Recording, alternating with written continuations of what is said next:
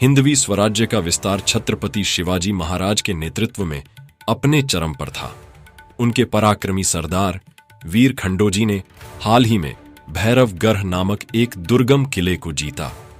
किला दुश्मनों से छीन लिया गया था और अब वहां मराठा विजय का जश्न मनाया जा रहा था। लेकिन किले के कुछ किलेदारों के चेहरों पर खुशी के बजाय डर दिखाई दे रहा था। जश्न के बीच कुछ किलेदार खंडोजी के पास आए और धीरे से बोले, सरदार, एक समस्या है। किले का एक बुर्ज, जिसे भैरव बुर्ज कहते हैं, वहां हम अपने सैनिक तैनात नहीं करते। कहते हैं वहां किसी प्रेतात्मा का साया है। कई बार वहां से चीखें सुनाई देती हैं और जो भी वहां गया वह वापस नहीं लौटा। खंडोजी ने हंसते हुए कहा, हम मराठा हैं, प्रेत भूत जैसी बातों पर विश्वास नहीं करते। क्या तुमने भूत देखा है? किलेदारों ने सिर झुकाकर कहा, नहीं सरदार, पर यह डर कई पीढ़ियों से है।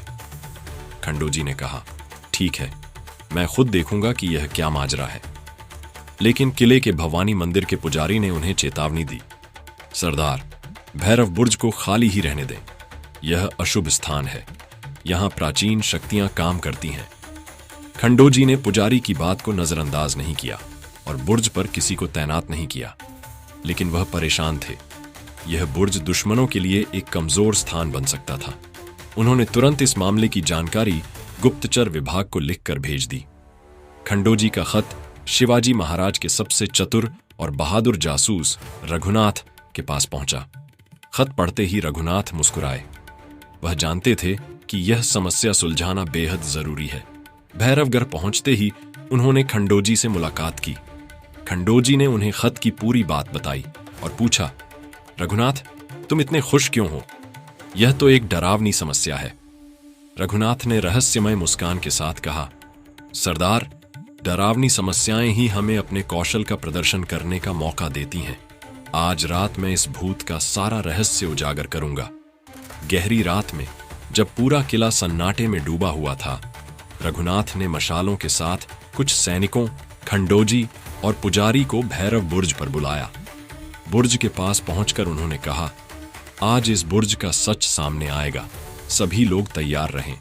अगर कुछ असामान्य दिखे तो डरने की जरूरत नहीं, मशालें जलाए रखो। रघुनाथ ने बुर्ज के फर्श की ओर इशारा करते हुए कहा, यहां खुदाई शुरू करो। सैनिकों ने फावड़े उठाए और खुदाई शुरू की। शुरू में तो कुछ नहीं मिला, लेकिन जैसे जैसे फावड़े गहराई में गए, धातु टकराने की आवाज आई। थोड़ी देर बाद सैनिकों ने जमीन से एक भारी संदूक निकाला, फिर एक और संदूक और उसके बाद तीसरा। खंडोजी ने हैरानी से पूछा, यह क्या है? यह संदूक यहां कैसे पहुंचे? रघुनाथ ने गंभीर आवाज में कहा, यह प्रेत भूत नहीं, बल्कि दुश्मनों और गद्दारों की एक पुरानी चाल है। जब किला हारने की संभावना होती है तो किले के सरदार और जासूस मिलकर खजाने को ऐसे दुर्गम स्थानों पर छुपाते हैं। इस काम में लगे सैनिकों को बाद में मार दिया जाता है ताकि इस रहस्य को कोई जान न सके। फिर अफवाह फैलाई जाती है कि यह स्थान भूतिया है, ताकि दुश्मन इसे छूने की हिम्मत न करे। खंडोजी ने रघुनाथ की ओर देखा और गर्व से कहा, तुमने सच में एक बड़े रहस्य को सुलझा दिया। यह खजाना अब स्वराज्य की तिजोरी में जाएगा। रघुनाथ मुस्कुराए और बोले, सरदार, सबसे बड़ा भूत तो हमारा हौसला और दिमाग है। हम मराठा दिमाग से लड़ते हैं और छत्रपति शिवाजी महाराज के आशीर्वाद से विजय पाते हैं। अगले दिन भैरव बुर्ज की यह घटना पूरे किले में फैल गई। लोग कहने लगे कि भूत ने हिंदवी स्वराज्य के लिए अपना खजाना समर्पित कर दिया। रघुनाथ खजाने को लेकर शिवाजी महाराज की तिजोरी में जमा कराने निकल पड़े। जाते जाते उन्होंने कहा, यह बुर्ज अब प्रेत का नहीं, बल्कि स्वराज्य का गौरव बनेगा। उस दिन के बाद भैरव बुर्ज का डर इतिहास में बदल गया। अब वहां स्वराज्य का परचम लहराता था।